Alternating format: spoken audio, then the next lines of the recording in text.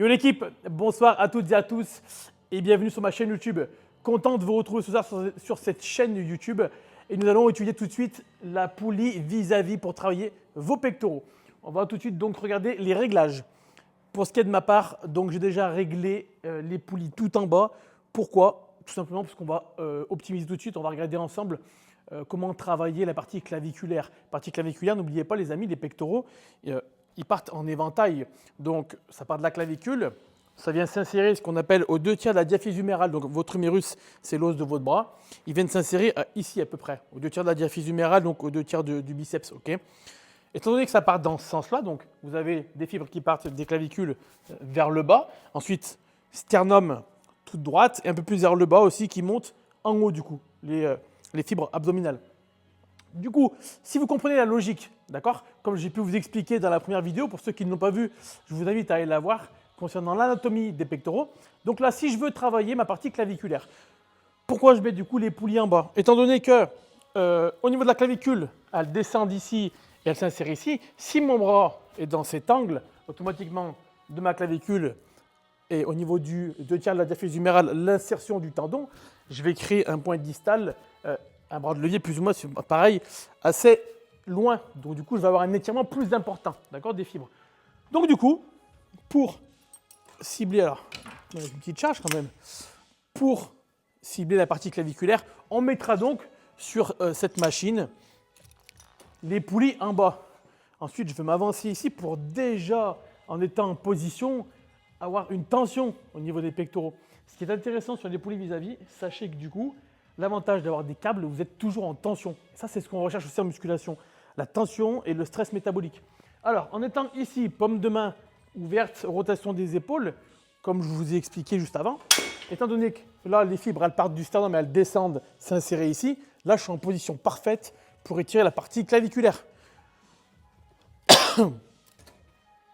Je me retrouve, je m'avance, je gagne mes abdos, je me tiens droit, rotation des épaules pour désengager les biceps, bras tendus idéalement, et vous allez venir monter en haut et ici, comme d'habitude, squeeze. J'essaie de garder les bras tendus, je tiens vers le bas pour étirer la partie claviculaire, je me grandis et je souffle. J'inspire pour étirer ma cage thoracique, j'étire et je squeeze. Voilà pour la partie claviculaire. Ensuite, réglage. On va monter un petit peu, on va se mettre à peu près à, on va voir, on va se mettre à 11. Autant des pecs, donc pour moi ça serait 10 vu que je suis petit. Et là du coup on va travailler un petit peu comme si on était sur la butterfly au final, avec un alignement au niveau des pectoraux, d'accord? Même principe, vous venez choisir ici, prendre votre poulie, vous allez vous avancer, grandir, sortir la cage thoracique pour engager vos fibres sternocostales. Toujours un pied d'or, vous gainez les abdos, rotation externe des épaules pour éviter de faire comme ceci avec les biceps, d'accord? On ne veut pas les engager et encore moins avancer les épaules. On veut vraiment cibler les pectoraux. Rotation ici légèrement et vous venez pareil, squeeze. Vous grandissez, sortez la cage thoracique, on écarte au maximum et on vient bien contracter les pectoraux.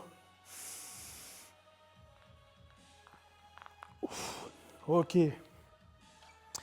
Dernière position qu'on peut faire, on va se mettre tout en haut. Et là, celui-ci, en tout cas pour moi, en termes de ressenti, je trouve qu'il sera très efficace pour le petit pectoral. Rappelez-vous, le petit pectoral, il s'insère au niveau du processus coracoïde, donc au niveau de la tête, ici, humérale, de l'épaule. Et ensuite, il vient s'insérer sur les petites côtes ici. Il est en forme de triangle. Donc, si je suis en position haute, mon bras de levier, automatiquement, insertion ici, et ici, je suis en étirement maximum. Et donc, quand je vais venir ici, automatiquement, je vais cibler le petit pectoral qui lui est... Alors, bien sûr, le grand pectoral travaille, d'accord, dans sa généralité, mais on va plus optimiser le petit pectoral. Voilà pourquoi la position très haute des poulies.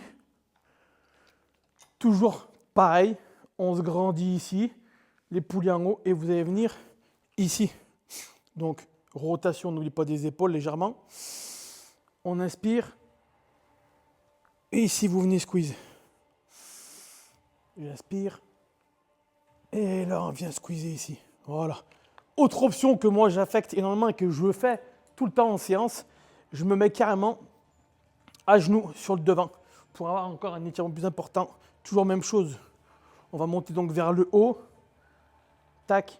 Et on vient ici contracter. Je me grandis. Et je viens contracter ici. J'aspire. Je gonfle mes poumons. Et je contracte. Voilà.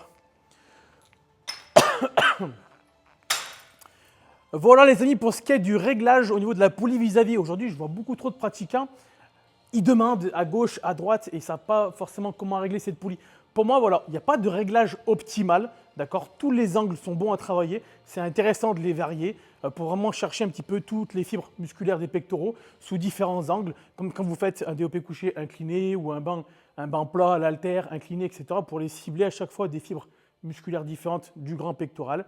D'accord. Donc du coup, ce qui va être pour moi en tout cas très intéressant sur cette machine, c'est de pouvoir avoir une tension déjà en permanence dans vos pectoraux à l'aide des câbles, à la différence de l'haltère où ce n'est pas toujours évident pour tout le monde d'avoir une tension continue quand vous redescendez. Là, c'est un gros avantage d'être sur une poulie vis-à-vis.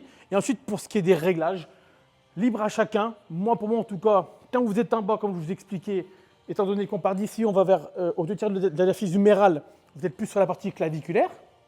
Okay. Quand vous partez du milieu, plus sur la phase sternocostale.